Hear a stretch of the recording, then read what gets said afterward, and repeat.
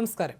University കോളേജിൽ SFI പ്രവർത്തകർ തമ്മിൽ വീണ്ടും സംഘർഷം. SFI പ്രവർത്തകൻ കൂടിയായ ഭിന്നശേഷിക്കാരനായ വിദ്യാർത്ഥിയെയാണ് യൂണിറ്റ് ഭാരവാഹികൾ ചേർന്ന് മർദ്ദിച്ചത്.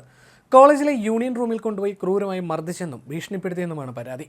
SFI യൂണിറ്റ് ഭാരവാഹികൾ വിദ്യാർത്ഥിയെ ഭീഷണിപ്പെടുത്തുന്ന വീഡിയോ ദൃശ്യങ്ങളും പുറത്തു വന്നിട്ടുണ്ട്.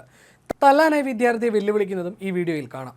പൂവച്ചൽ സ്വദേശി മുഹമ്മദ് അനസിനെയാണ് SFIക്കാർ മർദ്ദിച്ചത്. അനസിനെയും സുഹൃത്തായ അഫ്സലിനെയും യൂണിറ്റ് റൂമിൽ കൊണ്ടുപോയി മർദ്ദിക്കുകയായിരുന്നു. തോരണം കെട്ടാനും കൊടി കെട്ടാനും തന്നോട് ആവശ്യപ്പെട്ടിരുന്നുവെങ്കിലും കാലിന് സുഖമില്ലാത്തതിനാൽ മരത്തിൽ കയറാൻ പറ്റില്ലെന്ന് അനസ് പറഞ്ഞു.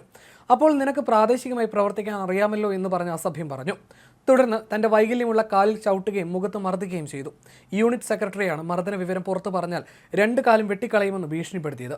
വിദ്യാർത്ഥികൾക്ക് മുന്നിൽ വെച്ച് വയ്യാത്ത കാലിന്റെ പേരിൽ പലതവണ കളിയാക്കുകയും ചെയ്തു. ഇതിന്റെ പേരിൽ കോളേജിൽ പോകാൻ കഴിയാത്ത അവസ്ഥയിലായിരുന്നുവെന്നും അനസ് പറഞ്ഞു. 2 കാലിലും വിരലുകളില്ലാത്ത ഒരു കാലിന് സ്വാധീനക്കുറവുള്ളയാളാണ് 3ാം വർഷ വിദ്യാർത്ഥിയായ അനസ്. ഡിപ്പാർട്ട്മെന്റ് കമ്മിറ്റി അംഗങ്ങളാണ് തന്നെ യൂണിയൻ റൂമിലേക്ക് കൂട്ടിക്കൊണ്ടുപോയതെന്നും അനസ് പറഞ്ഞു.